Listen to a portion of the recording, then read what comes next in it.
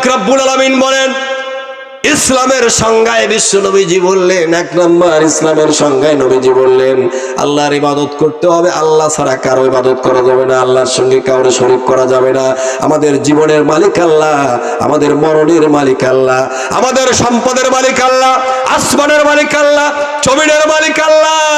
আমাদের সমাজ ব্যবস্থা ওই আল্লাহর নিয়ম রীতি ইজন দিয়ে পরিচালনা করতে হবে। যদি আমরা কোনোটা ছেড়ে দেই, আল্লাহ রাব্বুল আলামিন আমাদের কি মুসলমান হিসেবে স্বীকার করবে না? জোরে বলেন ঠিক কিনা, জোরে বলেন ঠিক কিনা।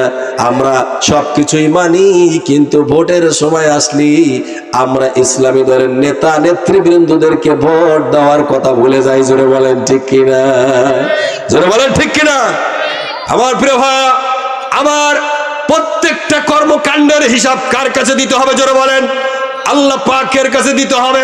আপনার মূল্যবান ভোট নিয়ে যদি এই যে ভদ্রলোক এসেছিলেন আমার ভাইজান চেয়ারম্যান সাহেব, একজন নামাজি মানুষ, ধরে বলেন ঠিক কিনা, এরকম একটা যদি ব্যক্তিকে ভোট না দিতে পারেন, এমন একটা ব্যক্তিকে যদি আপনি আপনার ম্যান্ডেট না নিতে পারেন, তাহলে আপনি যদি এই যে চোরদেরকে, এই যে কয়দিন আগে যে চোরগুলো পালালো, এই চোরদেরকে যদি আপনি ম্যান্ডেট দেন, চোর যাবে যেদিকে আপনাকেও যেতে হবে সেই দিকে। জোরে বলেন ঠিক কিনা, জোরে বলেন ঠিক কিনা। এই জন্য আমাদেরকে কি করতে হবে? আমাদেরকে দেখতে হবে আমার ভোট আমি দেব ভালো মানসিক দেখিয়ে দেবো। জোরে বলেন ঠিক কিনা। আমার ভোট আমি দেবো নামাজি লোকের দেখিয়ে দেবো। জোরে বলেন ঠিক কিনা।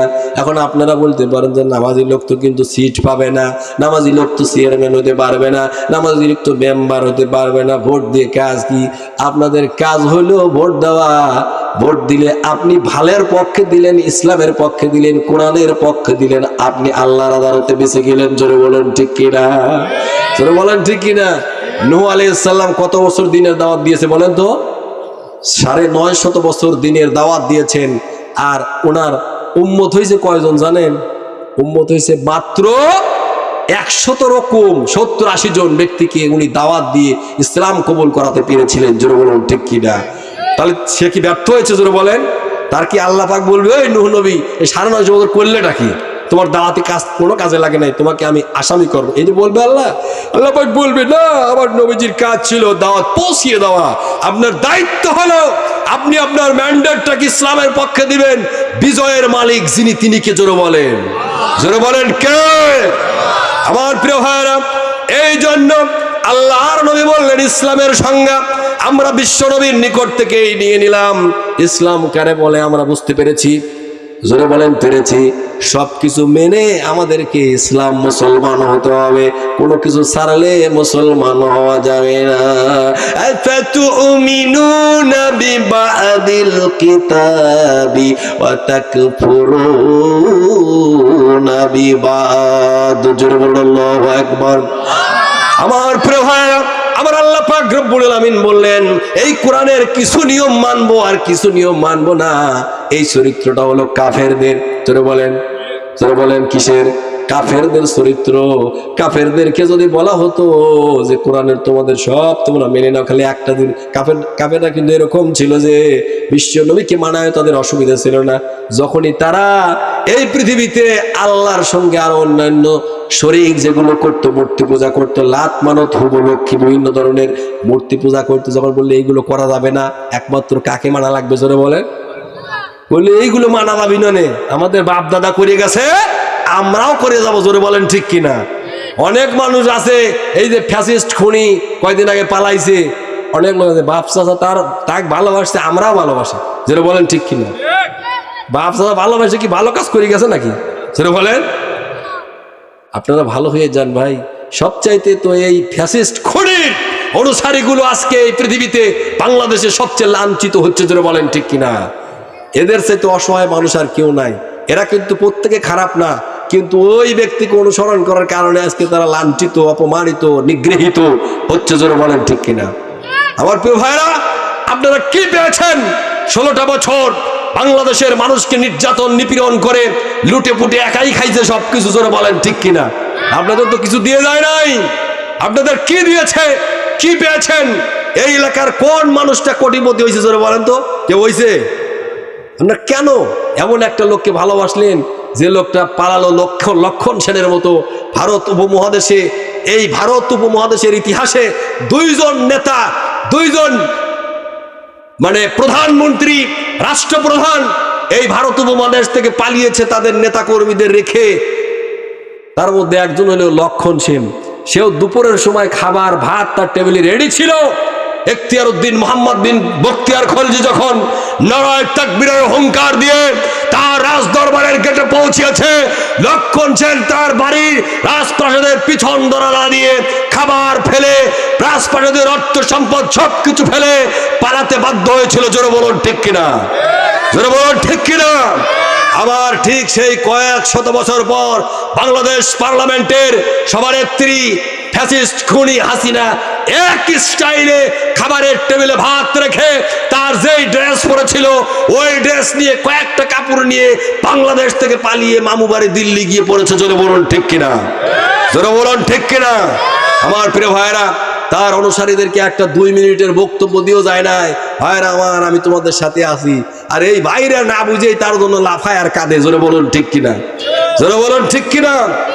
আমার প্রিয় ভাইরা, বাংলাদেশের সাবেক আমিরে জামাত মতিউর রহমান নিজামী, শহীদ মাওলানা মতিউর রহমান নিজামী রাহিমাহুমুল্লাহ, ওনাকে বারবার প্রস্তাব দেওয়া হয়েছিল, হুজুর আপনি আমাদের সঙ্গে আতাত করে ফেলেন, আপনি আমাদের সঙ্গে একাত্মতা প্রকাশ করুন, আপনাকে আমরা প্রাণে বাঁচায় দেব, আপনাকে আমরা ভিন্ন দেশে পাঠিয়ে দেব, কোনো সমস্যা আপনার হবে না, আপনি আমাদের কথাগুলো মেনে নেন। আমিরে জামাত বলেছিল আমার নেতা কর্মীদেরকে রেখে আমি বাংলাদেশ ছেড়ে অন্য দেশে পালাবো না। জোরে বলেন ঠিক কিনা? জোরে বলেন ঠিক কিনা? রুহামাউ বাইনাহুম, প্রত্যেকটা মুমিন মুসলমানেরা তার মুমিন ভাইদের জন্য দয়ার পরশ হয়। জোরে বলেন ঠিক কিনা? ইসলামী দলের নেতারা কোনোদিন তার কর্মীদের থেকে পলায়? জোরে বলেন পালায় না? পালা গেছে কি? জোরে বলেন। আমি আসি এক ভাই একটা গান শুনলাম, আমি গানটা শুনলাম, সেই গানটা কেমন, কোথায় আওয়ামী লীগ, কোথায় কাদের কাকা, কোথায় গেল ওই জালিমের গরম গরম কথা। জোরে বলেন ঠিক কিনা? খেলা হবে খেলা হবে বলে কাকা গেল পালায়া, শেখ হাসিনা গেল রে দেশটা সারিয়া। জোরে বলেন ঠিক কিনা? আমার প্রিয় ভাইরা, এই জন্য সব কিছুর মালিককে জোরে বলেন। আমার আলোচনার দিকে চলে যায়। এরপরে আল্লাহর হাবিবুল্লাহকে বললেন কলামাল ইহসান, নবীজি ইহসান কি? ইহসানের সংজ্ঞাটা দেন। নবীজি ওই ব্যক্তির ইহসানের সংজ্ঞা দিতে গিয়ে বললেন, আল্লাহর নবী বললেন কলা আন তা'বুদাল্লাহ কান্নাকা তারা ফাইন লাম তাকুন তারাহু ফাইন্নাহু ইয়ারা। চিৎকার দিয়ে বলুন আল্লাহু আকবার। আল্লাহর নবী বললেন ও সাহাবীরা, তোমরা যখন আল্লাহর ইবাদত করবা, আল্লাহর গোলামি করবা, আল্লাহর দাসত্ব করবা, এই চিন্তা চেতনা হৃদয়ের ভিতরে ধারণ করবা, তোমরা জানো আমার আল্লাহকে দেখে দেখে সিজদা করতেছো। জোরে বলুন আল্লাহু আকবার। আমরা যে কাজ করব সেই কাজগুলো যেন আমরা আমাদের রবকে দেখে দেখে করি। আমরা নামাজ পড়ব কাকে দেখে? জোরে বলেন। আমরা যাকাত দেব কাকে দেখে? রোজা করব কাকে দেখে? হজ করব কাকে দেখে? আল্লাহকে হাজির নাজির দেখে দেখে ইবাদত করব। মুসলমানেরা কোনো ইবাদত করবে না, কোনো কাজ করবে না যে কাজটা তার রবকে দেখে করবে না। যদি আল্লাহকে দেখতে নাও পাও, আল্লাহর নবীজি বললেন, তাহলে তোমরা তোমাদের হৃদয়ের ভিতরে এই চিন্তা ধারণ করবা, তোমরা জানো আল্লাহকে দেখতেছো না, কিন্তু তোমার আল্লাহ সব কিছু তোমাদের দেখতেছে। জোরে বলুন আল্লাহু আকবার। আমরা যখন নামাজ পড়ি আল্লাহ দেখে কি দেখে না? জোরে বলেন। জোরে বলেন দেখে কি দেখে না? রোজা করি দেখে কি দেখে না? হজ করি দেখে কি দেখে না? জোরে বলেন। চুরি যখন করি তখনও কি আল্লাহ দেখে?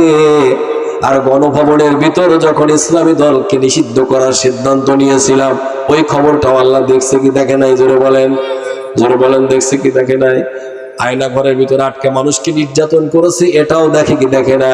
আমাদের এই পৃথিবীর মানুষগুলোর যদি এই চিন্তা মাথার ভিতর কাজ করে যে আমাদের সবকিছু আমার আল্লাহ দেখে, তাহলে আল্লাহর কসম করে বলতেছি মানুষ অন্যায় করতে পারবে? আল্লাহর জমিনে আসমানের মালিককে জোরে বলেন। জমিনের মালিক, সব কিছুর মালিক আল্লাহ। এমন কোন জায়গা নাই ওই জায়গা গিয়ে অন্যায় করলে আল্লাহ দেখবে না, জোরে বলেন ঠিক কিনা? সব জায়গার খবরই আল্লাহ জানে। এই জন্য এহসান হলো, এহসানের সংজ্ঞা দিলেন নবীজি। এহসানটা হলো আল্লাহকে দেখে দেখে ইবাদত করতে হবে। যদি আল্লাহকে দেখে দেখে ইবাদত করতে না পারি, তাহলে প্রত্যেকটা ইবাদতের সময় মনে এরকম চিন্তা রাখতে হবে যে আমাদের ইবাদত বন্দেগীগুলো আমার আল্লাহ দেখতেছে। আল্লাহু আকবার। আল্লাহ সবকিছু দেখতেছে, এই চিন্তা হৃদয়ে ধারণ করতে হবে। এরপরে প্রশ্ন করলেন ওই ব্যক্তি নবীকে, ক্বালা মাতা সাআত, কিয়ামত কখন হবে? আল্লাহর নবীকে প্রশ্ন করা হলো, নবীজি কিয়ামত কখন হবে? নবীজি আমার বললেন, ক্বালা মাল মাসউলু আনহা বিআলাম মিনাস সাইল, প্রশ্নকারীর চাইতে উত্তরদানকারী প্রশ্নকারীর চাইতে এর খবর বেশি জানে না। আল্লাহু আকবার বলেন। নবীজি বললেন, এই প্রশ্নের জবাব যে প্রশ্ন করেছে তার চাইতে যিনি উত্তর দেবে, তার মানে মুহাম্মদুর রাসূলুল্লাহ সাল্লাল্লাহু আলাইহি ওয়াসাল্লাম বেশি জানে। কিয়ামতের খবর কে জানে? জোরে বলেন। আল্লাহ ছাড়া কেউ জানে না। আমার আল্লাহ পাকও বলেছেন, ইয়াসআলুনাকা আনিস সাআ, নবীজি মানুষেরা আপনাকে প্রশ্ন করবে কিয়ামত কবে হবে, আপনি মানুষদেরকে বলবেন কিয়ামত একদিন হবে। সেই জ্ঞানটা কার রয়েছে? জোরে বলে। আল্লাহ ছাড়া কেউ জানে না। আমার নবীজি কিয়ামতের কয়েকখানা আলামত নবীজি বললেন, ওয়াসাখবিরুকা আন আশরাতিহা ইযা ওয়ালাদাতিল আমাতু রাব্বাহা। নবীজি কিয়ামতের কয়েকটা আলামত বর্ণনা করলেন। নবীজি বললেন, আমি কয়েকটা আলামত তোমাদেরকে বর্ণনা করছি, শোনো। কিয়ামতের পূর্বে তোমরা দেখবে, কিয়ামতের পূর্বে এই পৃথিবীতে এমন একটা দৃশ্য শুরু হয়ে যাবে যে একদম বাদীর পেটে মনিবের জন্ম হবে, দাসীর পেটে মনিবের জন্ম হবে কিয়ামতের পূর্বে। এরপর নবীজি আরেকটা বললেন, ওয়াইযা তাতাওয়ালা রুআতুল ইবিল, উটের রাখালগুলো অঢেল সম্পদের মালিক হবে, কোটি কোটি টাকার মালিক হবে। ইলবিহুম ফিল বুনিয়ান, তারা বিশাল বড় বড় রাজপ্রাসাদ তৈরি করবে এবং সেই রাজপ্রাসাদ নিয়ে গর্ব অহংকার করবে। কিয়ামতের আগে এগুলো হবে। এখন বর্তমান পৃথিবীতে দেখবেন সবচাইতে লোয়েস্ট, একবারে দুর্বল শ্রেণীর মানুষগুলো সন্ত্রাসী করে, চুরি করে, ডাকাতি করে, সুদের উপরে টাকা লাগায়া ওই টাকা দিয়ে দিয়ে বড় বড় রাজপ্রাসাদ বানাচ্ছে। জোরে বলেন ঠিক কিনা? আমার প্রিয় ভাইরা, এরকম রাজপ্রাসাদ তৈরি করে করে কিয়ামত সামনে হবে ভাই, বেশি দিন দেরি নাই। এই আলামত গুলো বাস্তবে রূপান্তরিত হয়ে যাচ্ছে। আমার প্রিয় ভাইয়েরা, আল্লাহর নবীজি বললেন,